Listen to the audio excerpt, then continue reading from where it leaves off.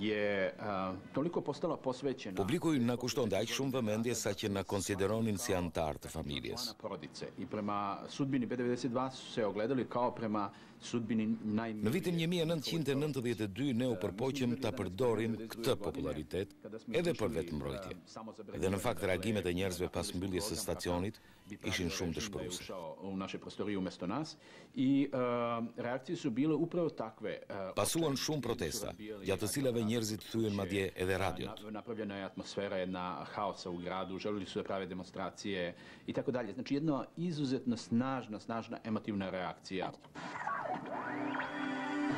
Në qytetin e lindjes së Slobodan Miloševićit, në Požarevc, një grup të rinj vendosën të sfidojnë zonën ku sundonin ultraluajalistët, duke ngritur radion e tyre të lirë lokale Bum 93.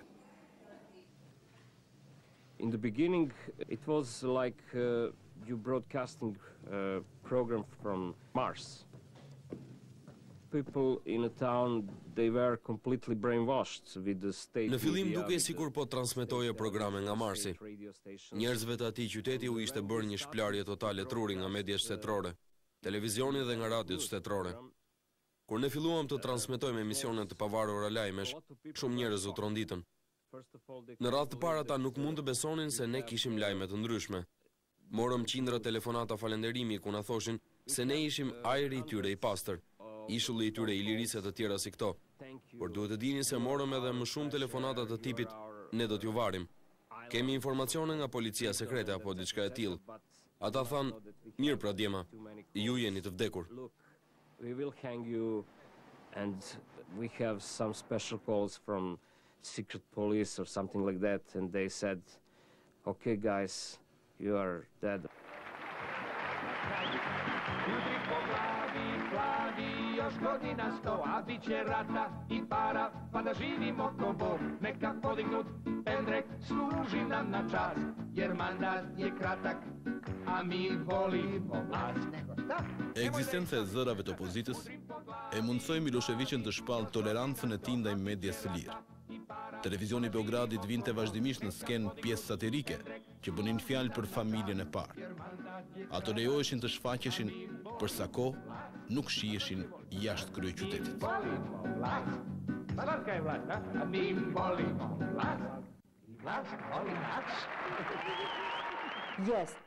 Po, të gjithë mund të thoshin atë që u pëlqente për regjimin, por vetëm që mediat nuk kishin ndikim shumë të fortë, jo.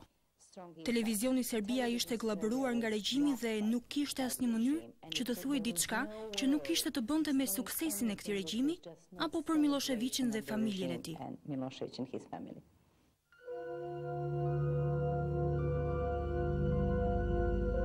Ndërsa rënimi i Bosnjës mbërriti në ekranet televizive të botës së jashtme, Kombet e Bashkuara i vunë sanksione Jugosllavisë.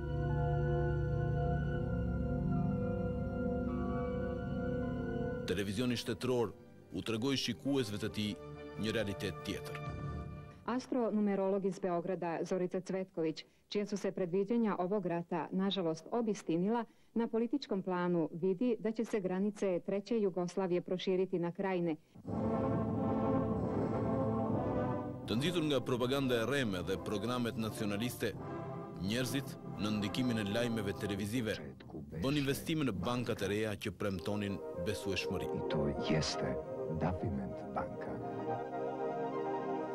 Dafiment banci, verujemo, nije potrebna reklama, već većina naših sugrađana za nju zna, pa zato i večeras obeležavamo bez onako ikakvog suzdržavanja godišnjicu ove banke, koja pokazuje da se zaista i u teškim uslovima poslovanja i privređivanja može mnogo postići za godinu dana, a također i mnogo učiniti za dobro svog naroda i svoje države.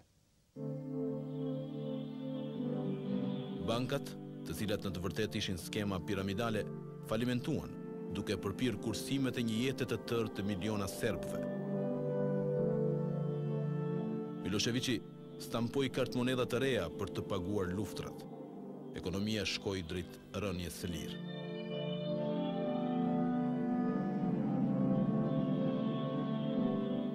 Inflacioni filloi të rritej me hapa të shpejtë. Më në fund, ai arriti vlera marrëmendëse.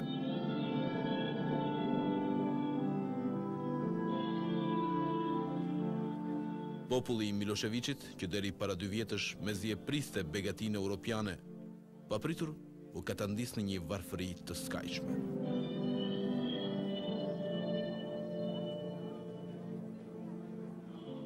Mes njerëzve të zakonshëm dhe Miloševićit ekzistonte një kontratë. Ai thoshte që unë jam shef i madh edhe kam biznesin tim të madh. Ju mund të bëni çfarë të doni. Tregjet e zeza janë tuajat. I keni në rrugë. Nuk ka rregulla për ju, ashtu si nuk ka rregulla as për mua.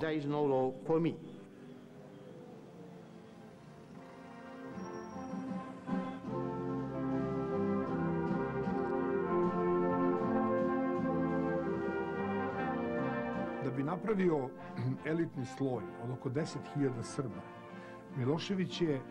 Miloševići çoi 9 milion serbë drejt rënimit, kurse 10.000 të tjerë, të cilët plotësonin kushtet e tij, i bëri aq të pasur saqë as në Europë nuk kishte të tillë. Njegove uslove napravio je bogataše kakvi ne postoji u Evropi.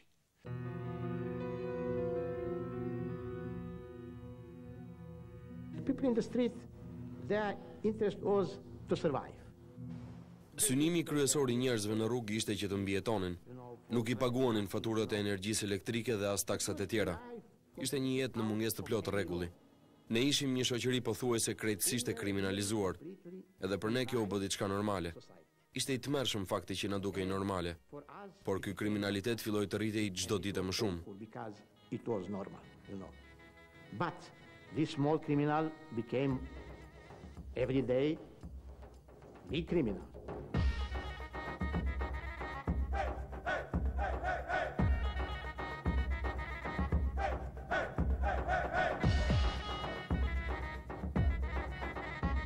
Në mes të viteve 90, Beogradi u bë parajsa e gangsterëve.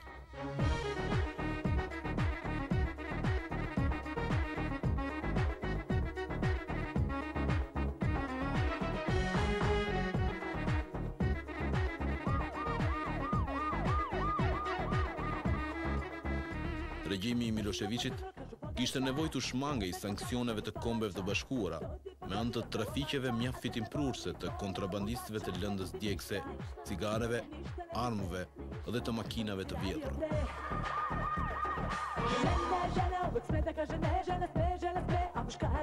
Grupet paramilitare të luftës, që ende vazhdonte e përgjakshme në Bosnjë dhe Kroaci, festonin. Elita kriminale krijoi lidhje të ngushta me politikanët, policinë dhe ushtrinë.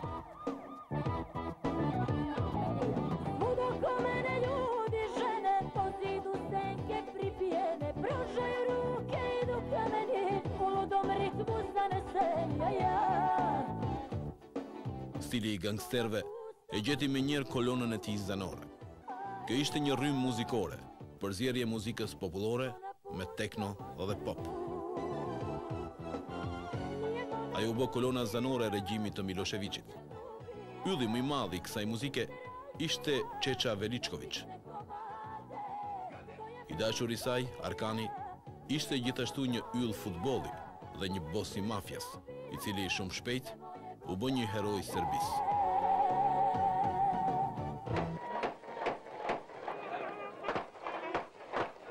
Dasma e Arkanit, drejtuesi të famshëm të forcave paramilitare, e përforcoi lidhjen që ekzistonte mes luftës dhe kulturës gangster pop të regjimit të Miloševićit.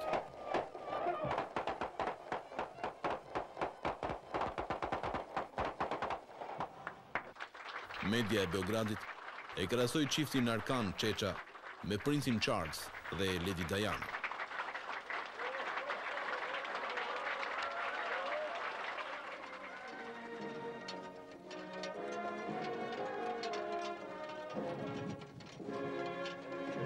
Vrasja e deputetit dhe ministrit të brendshëm Radovan Stojčić, i njohur si Baxho, hodhi dritë mbi lidhjet e ndyra mes komploteve të dhunshme të gangsterëve, trupave paramilitare dhe regjimit të Miloševićit. Ministri Stojčić ishte kontrolluesi i Arkanit. Kjo ishte lidhja e regjimit me realitetin e ndyrë të terrorit paramilitar. Baxho u qellua me armë në një restorant të Beogradit. Vrasje kjo e cila duke si një hakmarrje bandash.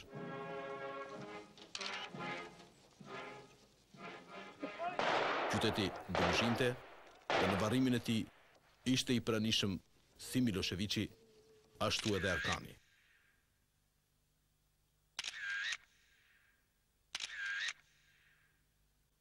Prania në varrime djalit të Miloševićit, Markos, ishte një hollësi që gjithashtu u vure nga shikuesit serb të kësaj drame. His son Marko became very Djali i tij, Marko, e teproi shumë.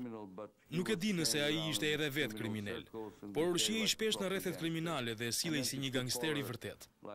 Pastaj ai mori në kontroll kontrabandën e cigareve dhe disa biznese të tjera që ishin shumë fitimprurse.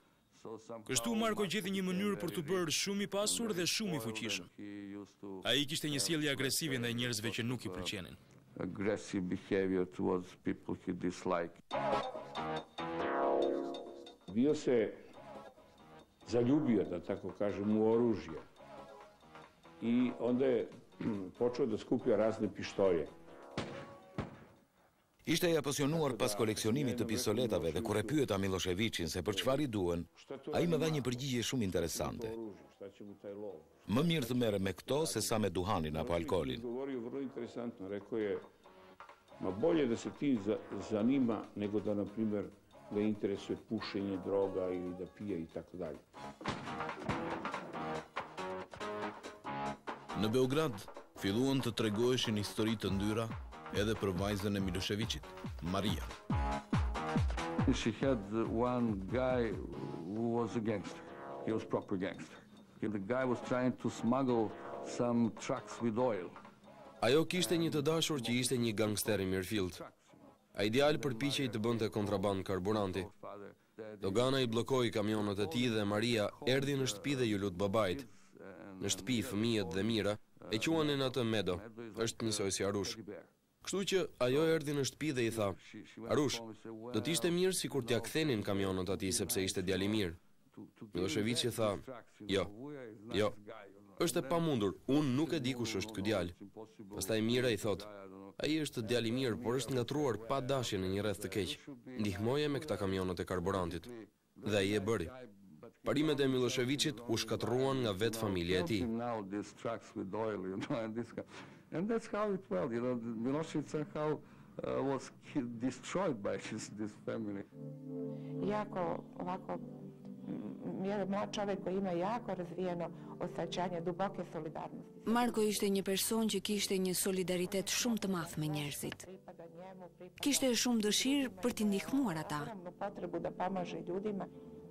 Nema ni jedna jedina tačka u životima moje dece gdje su se oni na bilo koji način sukobili, pre svega sa zakonom ili na drugom mjestu sa zakonom. Fëmijët e mi kishin një moral të lartë dhe kulturë shumë të gjerë, që të dy ishin shumë krijues.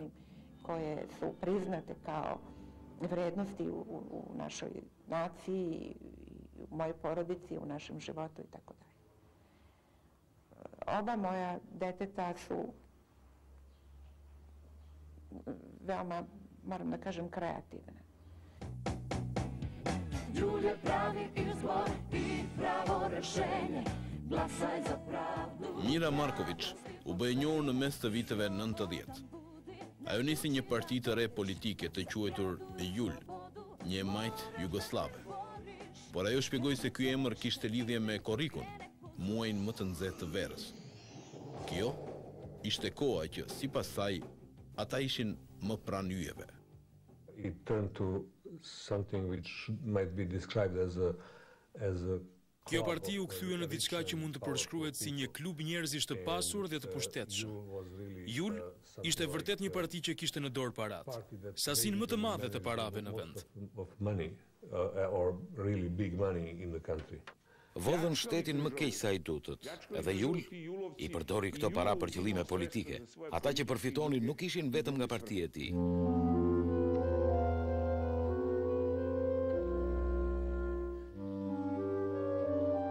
Suddenly she decided to be a politically and publicly active person. So she was writing regular columns in Papritur ajo vendosi të ishte një aktiviste politike dhe njëri publik. Shkruan të rregullisht artikuj në një revistë dhe kjo u bë një histori vërtet fantastike. Ky ishte ditari i saj. Ditari nuk u bë i famshëm sepse ajo ishte një shkrimtare e mirë, por sepse ajo lajmëronte për çdo ngjarje politike që ndodhte në vend. Fillonte gjithmonë me koha është e bukur, ose koha nuk është e bukur. Kopshti im është zbardhur nga dëbora, ose pash lulëzimin e parë të nuk e di se çfarë luleje. Pastaj kalonte menjëherë në çështjet politike. Herën e parë që ajo e përmendi Karagjicin, udhëheqësin serb të Bosnjës, duke thënë se ai nuk ishte dhe aq i mirë të tjera si këto, ishte e qartë se Karagjici po i krijonte probleme Miloševićit. Jo më larg se një muaj pas kësaj, Karagjic dhe Milošević filluan të grinden publikisht. Not more than 1 month after that, Karadzic and Milošević started openly quarreling. Ndikimi i Mira Markovicit tek bashkëshorti i saj arriti një çast vendimtar në vitin 1995. At that time, obviously, she understood that... Në atë kohë ajo e kuptoi se Miloševići kishte nisur një rrugë të rrezikshme bashkë me nacionalistët e tij. Ai merrej shumë me njerëz si Karadzic apo nacionalistë të tjerë dhe kështu ajo vendosi që ta ndryshojë. Ona je imala u vidu samo jednu stvar.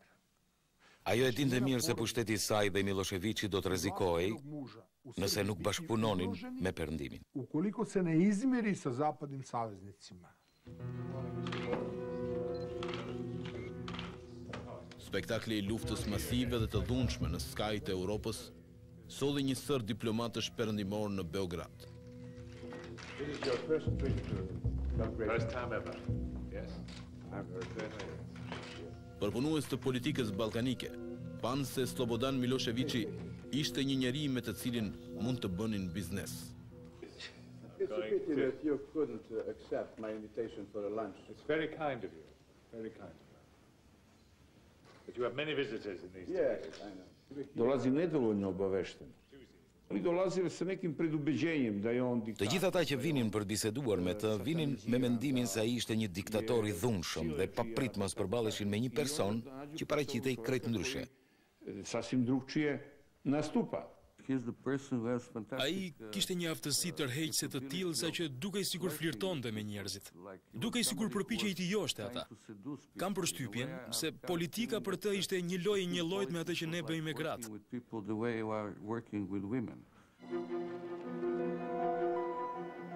Në nëntor të vitit 1995, aftësia e Slobodan Miloševićit për të bërë marrëveshje me diplomatët perëndimor u shpërblye. Ai shkoi në Dayton të Ohajos për të përfunduar traktatin e paqes, i cili i dha fund luftës në Bosnjë.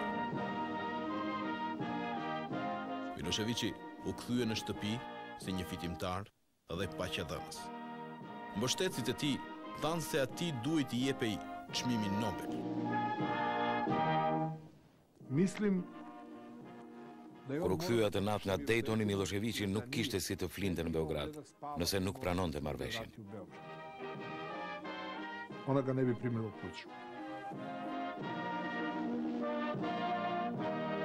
Miloševići e mori menjëherë mandatin e tij të dhënë nga Bashkësia Ndërkombëtare, duke përforcuar edhe më shumë kontrollin e tij mbi median dhe Serbinë.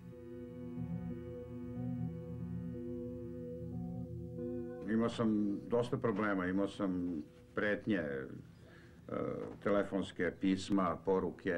Kam patur kërcënime, shumë telefonata, shkresa, mesazhe të ndryshme. Më pushuan nga puna dhe më pa ditën edhe në gjykat. Por nga ana tjetër thuaj se unë jam karikaturisti më i mirë në botë. Kur vizatoja këto karikatura, puna ishte e vështirë, por kjo më bënte të çlirohesha shpirtërisht.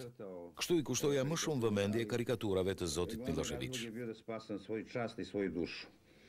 I da ljudima koji su gledali moje karikature, da se bar u tom trenutku dok gledaju ove crteže, osjećaju superiorno u odnosu na gospodina Miloševića koji im je radio to što je radio. Miloševići duke se kishte kontroll të plot, por sundimin e tij do ta vinte në provë një sfidë e re.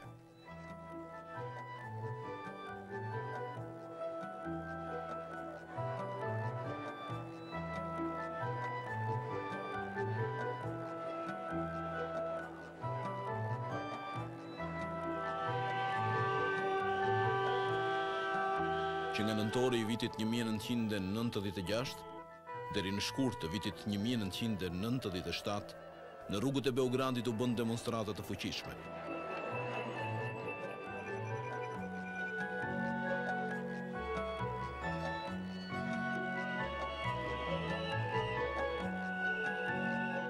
Demonstratat u regjistruan nga një grup xhirimi i B92, por pamjet nuk u transmetuan atë kohë.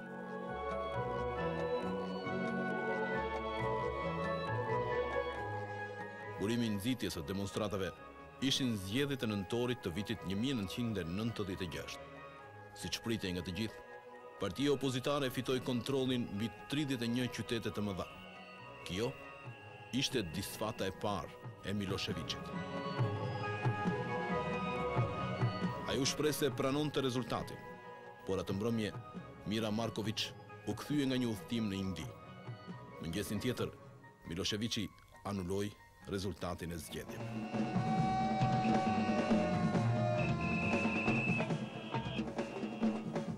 Në rrugë shpërthyen demonstratat dhe në 3 muajt pasardhës ato bllokuan kryeqytetin.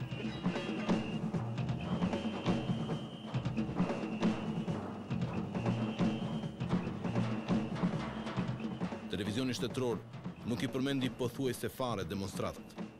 Ata u paraqitën si një grusht provokatorësh. Çdo mbrëmje në 7:30, zhurma arrinte kulmin për të tërhequr vëmendjen e medias.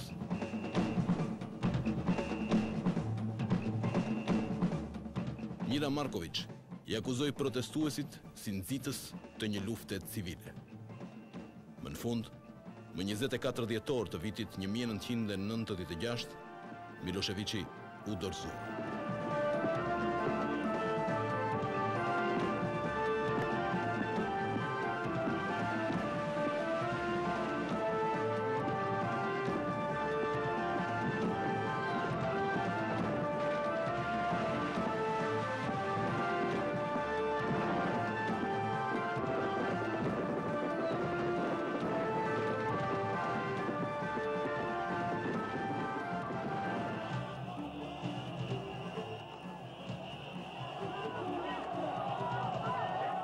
Bashkë me demonstruesit, ai nxori në rrugë dhe besnik të partisë.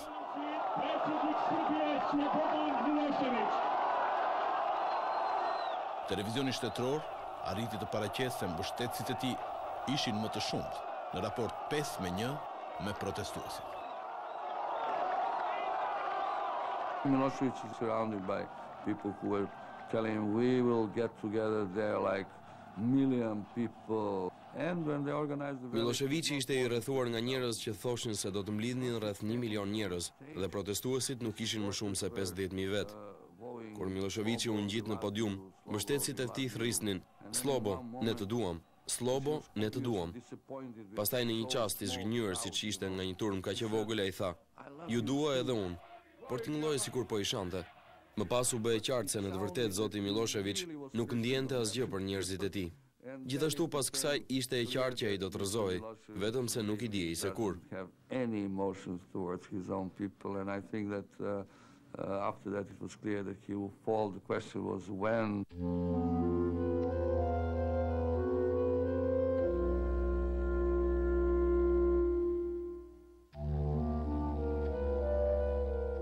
Miloševići arriti të mbijetonte edhe për 4 vite të tjerë.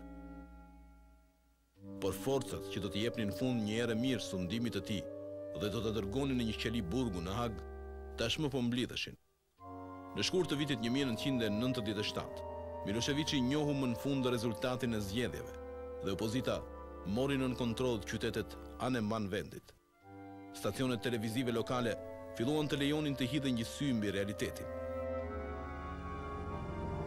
Por kishte ende shumë njerëz që ndodheshin në kurthin e botës fantastike të Slobos. And now the end is near, and so I face the final curtain. Stacionet televizive argëtuese pasqyruan shpirtin e vërtet të asaj kohe. Humori i zi u bë rrugdalja e vetme. Much more than this, I did it my way. Në kopshtin zoologjik të Beogradit, drejtori ripagëzoi botën. I video bila je Kristofer. Kristoferi dhe grupi I tij kishin parë një gjarë për të pabesueshëm. Ishte I rrezikshëm dhe ne vendosëm t'i vinim një emër, ta pagzonim. I opet asociacija da se zove Medulin. Sekretarët e mëparshëm të shtetit në Shtetet e Bashkuara janë larguar, por Warren Christopher dhe Madeleine Albright vazhdojnë të jetojnë në kopshtin zoologjik të Beogradit.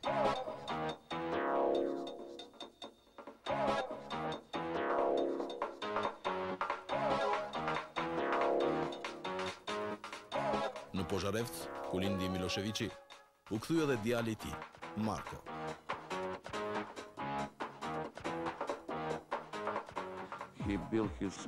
Ai ndërtoi perandorinë e tij të vogël në Pozharevc. Ishte I rrethuar nga gangsterë dhe njerëz të cilët donin të përfitonin prej tij. I think that he thinks that Pozharevc is my town. And a lot of Besoj se ai mendonte që Pozharevci ishte qyteti I tij. Shumë njerëz ashtu si edhe unë mendonin se Marko ishte si sherifi I qytetit. Pas kësaj filluan problemet. Ai më kërcënoi se do ta mbyllte radion ton. Më kërcënoi duke thënë se do të më hidhte nga maja e pallatit të sportit ku ndodhej radioja.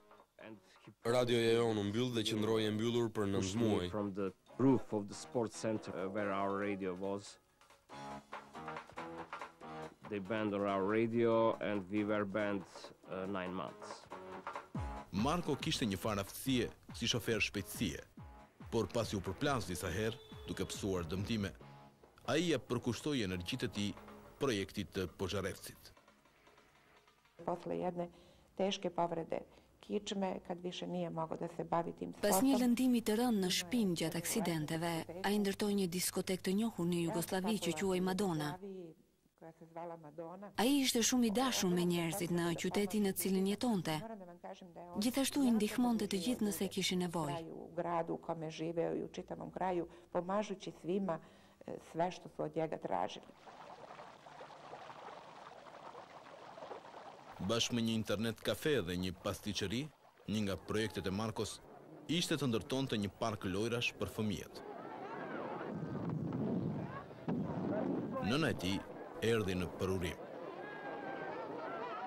Por shumë njerëz në Pozharevc, veçanërisht antar të partive opozitare, takoheshin shumë rrallë me Marko Milošević. Marko, čudnog izraza lica, okrenuo se onom momku. Marko ishte shumë I çuditshëm. Njerë kur po e shikoi ai më bërtiti pse më sheh kështu. Nxori pistoletën dhe deshi të më vriste. Izvadio je svoj revolver. To su učinila I 2 telohranitelja. Marko Milošević I Marko Milošević më ka goditur 2 herë në fytyrë. Ishte pabesueshme se si shpëtova. Nosnu kost. Marko se iznenada da pojavio, držao u ruci motornu testu. Marko mu afrua afër dhe më pagzoi në emër të Zotit. Palio I prisloni me sečivo nekih možda 2 do 3 cm moje glave. Imazhi I Radovko Ljuković dhe fytyra e tij e goditur u bën poster imobilizues I opozitës. Por shumë nga viktimat e Markos u detyruan të largohen nga vendi. Du Požarecu nema šale, svi mi dobro znamo da Të gjithë dim që këtu nuk bëhet fjalë për një lojë dhe se Pozharevci është I Miloševićit. I da se ode njihov, da su oni bogovi.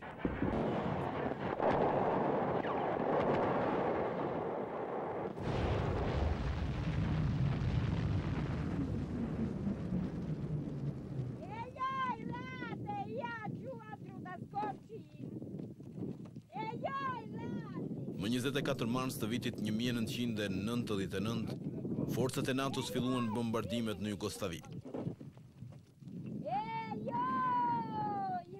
Refuzimi I Miloševićit që të ndërpriste fushatën e tij të egër në Kosovë e shtoi revoltën e popullit të tij të mangjepsur.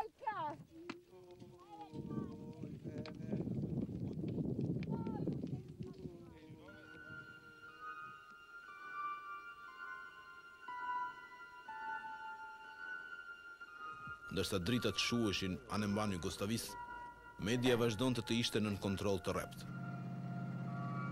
Me njerë pasi shkroi një artikull të guximshëm, një nga gazetarët më të mirë serb u vra në mes të rrugës.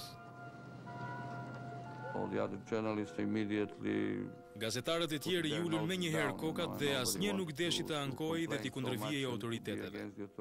Ata e kuptuan që në këtë gjendje lufte mund të vritesh fare lehtë dhe vrasit të mbeten pa u ndëshkuar sepse lufta është luftë. Taj sistem je bio smrtno ozbiljan. Njegova tajna policija veoma sposobna služba. Mnogo mrtvih. Ky sistem ishte me të vërtetë i rrezikshëm. Shërbimet sekrete nuk e kishin për gjë të dënonin në vdekje. Më shumë se 30 vet ishin vrarë në rrugë me pistoleta dhe automatik.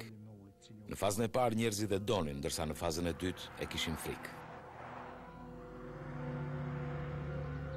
U prvoj fazi ljudi su njega voleli, u drugoj fazi ljudi su se njega bojali.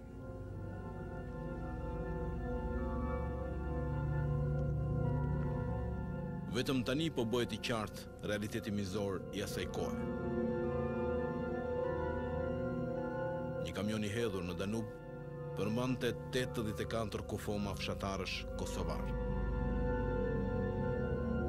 U gjendën varre të tjera masive të viktimave kosovare. Kufomat digjeshin me kujdes në Serbi për të azgjësuar provat e genocidit. Në atë kohë, as prova më e vogël e këtyre tmerreve nuk lejoi që të arrinte tek populli i Miloševićit. Gjendja u përkeqësua dhe Miloševići u bë një diktator dembel dhe i lodhur. Ai po përballej me propagandën e tmerrshme që thoshte se po vriste vërtet njerëz.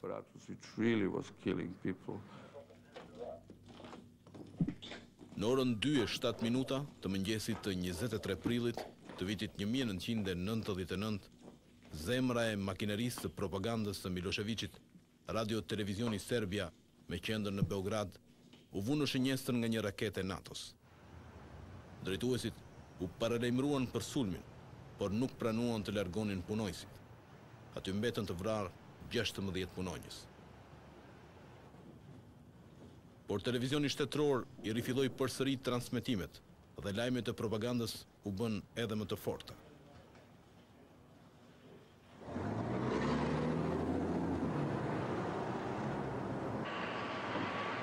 Bombardimet e NATO-s morën fund më 9 qershor të vitit 1999. Trupat e NATO-s hynë në Kosovë. Me kryeqytetin dhe shumë nga qytetet e tjera të shkatruara, Miloševići, që tani ndodhet në nënhetime për krime lufte, u shfaq në televizionin shtetëror për të deklaruar fitore. Ne damo Kosovo. Nismo dali Kosovo. On je svaki srpski poraz pomoću svojih medija pretvarao u pobedu. Tako da smo mi došli u podrum idući. Të gjitha mediat e Serbisë shpallnin fitoren, por ne e dinim se çfarë po ndodhte. Ky ishte një manipulim të cilit askush nuk i besonte më. To je bila njegova veština manipulacije. To je bila neka vrsta masovne hipnoze.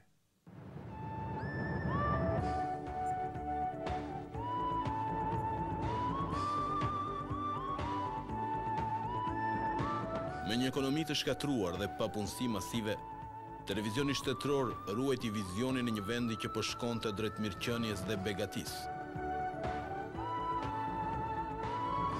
Por njerëzit tashmë ishin lodhur nga realiteti i gënjeshtërt i televizionit shtetëror, si edhe nga i jetës së tyre. Miloševići dhe gruaja e tij u larguan nga realiteti.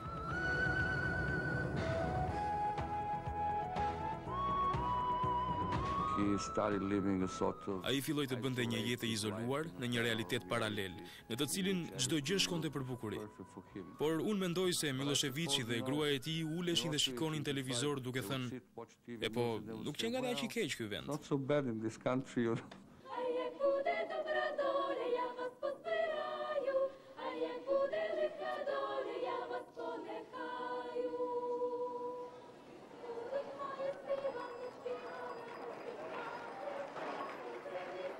Magjia e Miloševićit do të shkatërrohej së shpejti.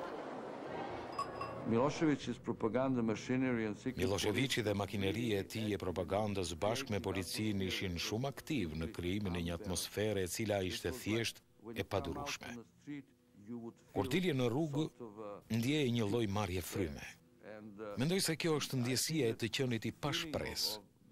Përballja me lajme të hidhura I bëri serbët të vendosnin të votonin kundër tij.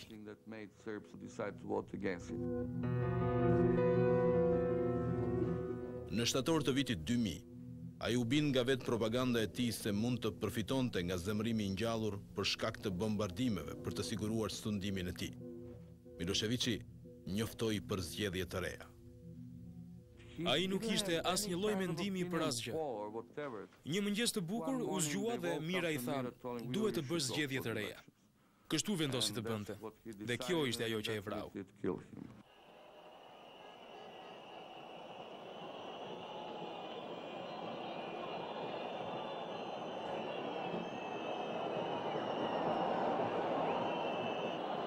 Në 5 tetor të vitit 2000, një demonstrat masive në Beograd u kthye në revolucion.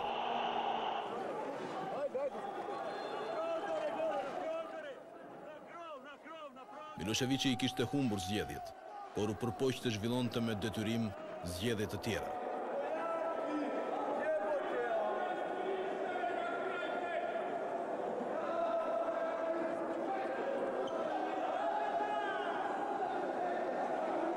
Objektivi tjetër I propagandës ishin zyrat qendrore të radio-televizionit Serbia.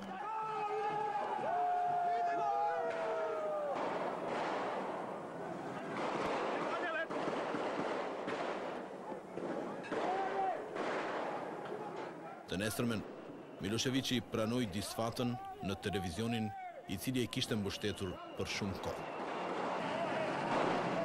Ja lično, upravo zbog tog velikog olakšanja, zbog prestanka jedne ogromne odgovornosti koju sam nosio čitavu deceniju, imam nameru da se malo odmorim, da provedem više vremena sa svojom porodicom, posebno sa svojim unukom Markom. Në fund, diktatura e tij e çuditshme u përmbys nga zgjedhjet demokratike. Më 2 prill të vitit 2001, Slobodan Miloševići u arrestua dhe u burgos. Shumë shpejt, ai u dërgua në gjykatën e krimeve të luftës në Hag.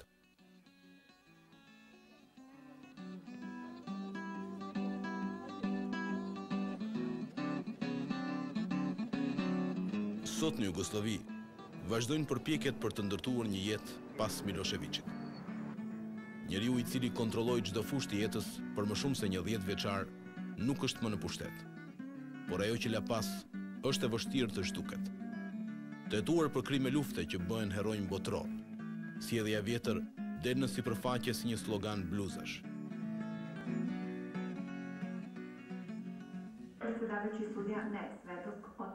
Ironia e fundit është se televizioni shtetëror është ndaluar të transmetojë seancat gjyqësore të Hagës. Qeveria e re kishte frikë se Miloševići mund të fitonte përsëri shumë zemra dhe mendje. Këto seanca transmetohen çdo ditë nga televizione private. Sa velikim interesovanjem pratim ovaj proces suđenja I svaki put se osjećam tužno. Sa herë që e shoh në televizor ndihem keq dhe e ligështuar. Ndihem keq sepse vendi ka kaluar një periudhë të vështirë. Ai ka qenë I uzurpuar dhe prandaj ndihem mirë kur ai flet. Thot të vërtetën dhe I tregon botës dhe të gjithë popujve se çfarë ka ndodhur. A ponosna sam zato što govori istinu. Jer zaista je I ovom svetu I svim narodima je potrebna istina da se čuje. I istina će se I čuti. Gërmallat e radio-televizionit Serbia janë dëshmi e fenomenit Slobodan Milošević dhe diktaturës së tij moderne televizive. Ka ende pyetje, përgjigjet e të cilave përpiqen t'i japin njerëzit e botës jashtme. Presidenti më parshëm është vënë para drejtësisë, I akuzuar për përgjegjësi personale për genocid.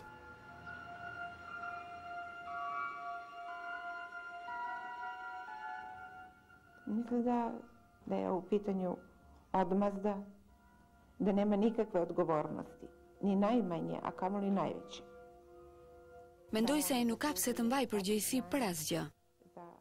Nuk e meriton këtë që po i bëjnë sepse ai luftoi për vendin e tij, për lirinë e tij dhe të gjithë Jugosllavisë. Za interese svog naroda i svih građana u Jugoslaviji.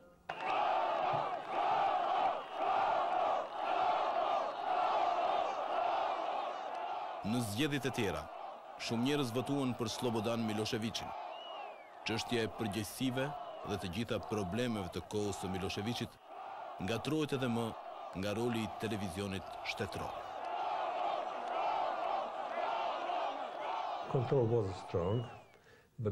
Kontrolli ishte i fortë, por nëse doje të dihet të vërtetën, kishte mënyra për ta bërë një gjë të tillë. Por në raste të tilla njerëzit parapëlqejnë të mos dinë asgjë. Prandaj edhe propaganda e tij ishte shumë e efektshme. So that's why his propaganda was very efficient. Ako razmišljamo o Miloševiću i Srbima, ne možemo da kažemo da Milošević na neki način nije odgovarao dobrom delu Srba. Në qoftë se mendojmë për Miloševićin dhe Serbin, nuk mund të themi se ai nuk ka qenë i mirë. Ai premtoi popullit një histori tjetër. U premtoi serbëve një histori ngadhnjimtare. Obećavao je i govorio Srbima da imaju pravo na istorijski revanš. Milošević je rekao Srbima da ne moramo da živimo od svog rada. Miloševići u ambushi mendjen serbëve se nuk mund të jetojmë pa luftë. Prandaj konfliktet do të zgjidheshin me armë. I među nama samima i sa drugima. Milošević je napravio od srpskog života neku vrstu maturske ekskurzije za sve. Ajo që ndodhi më tej nuk ishte përgjegjësi e serbëve. Miloševići bëri premtime të cilat mund të besoheshin shumë lehtë nga ata që donin dëshpërimisht të besonin. Nëse ata kërkonin mbrojtje, ishte e thjeshtë. I drejtoheshin atij. Në sytë e serbëve ai ishte më i miri, edhe do të jetë më i miri për Serbin sa të jetë gjallë. Pas vdekjes, ai do të kthehet në mit. Kako vreme bude odmicalo, Milošević će u očima onog dela Srba koji ga voli biti sve veći. Suštinski, dakle, on će podsjećati na neku vrstu srpskog John Wayne-a. Bio je mit za vreme života, ostao je mit i posle smrti.